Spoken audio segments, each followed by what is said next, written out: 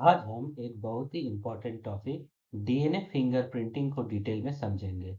इस टेक्निक का use forensic science, paternity testing और इंडिविजुअल आइडेंटिफिकेशन में होता है। ये टेक्निक सबसे पहले 1984 में सर एलेक्स जेफरी ने डेवलप किया था। तब से आज तक ये मॉडर्न बायोलॉजी का एक एसेंशियल टूल बन चुका है। डीएनए फिंगरप्रिंटिंग का बेस होता है हमारे डीएनए के कुछ खास रीजन, जिन्हें रिपीटेटिव रीजन कहते हैं। इसमें एक ही प्रकार के डीएनए सीक्वेंस बार बार रिपीट होते हैं। इन्हें साइंटिफिक टर्म में variable number of tandem repeats यानी वीएनटीआर या एसटीआर कहते हैं। यहाँ सीक्वेंस रिपीट होता रहता है और रिपीट का नंबर हर इंडिविजुअल में अलग अलग होता है। इसी वजह से डीएनए पैटर्न हर व्यक्ति का यूनिक होता है, सिर्फ आइडेंटिकल ट्विंस को छोड़ दिया जाए तो। डीएनए फिंगरप्रिंटिंग के लिए सबसे पहले सैंपल कलेक्ट किया जाता है।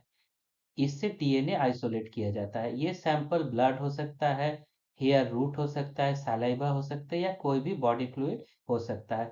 फिर डीएनए को रेस्ट्रिक्शन एंजाइम से कट किया जाता है। ये एंजाइम स्पेसिफिक साइट्स पर डीएनए तोड़ते हैं जहां वीएनटीआर यानी variable number of tandem repeats होते हैं।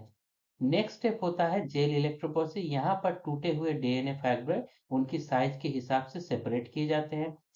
तीसरे स्टेप में डीएनए को एक मेम्ब्रेन पर ट्रांसफर किया जाता है जिसको सदर्न ब्लॉटिंग कहते हैं। फिर मेम्ब्रेन पर रेडियो एक्टिव या फ्लोरोसेंट डीएनए प्रोब लगाए जाते हैं जो वीएनटीआर रीजन से स्पेसिफिकली बाइंड करते हैं। आखिर में मेम्ब्रेन को एक्सरे फिल्म पर एक्सपोज किया जाता है। फिल्म पर जो डार्क बैंड दिखते हैं वही होता है डीएनए फिंगरप्रिंटिंग। डीएनए फिंगरप्रिंट तकनीक का सबसे ज्यादा इस्तेमाल फॉरेंसिक साइंस में होता है, जहां क्राइम सीन का सैंपल को सस्पेक्ट के डीएनए से मैच किया जाता है।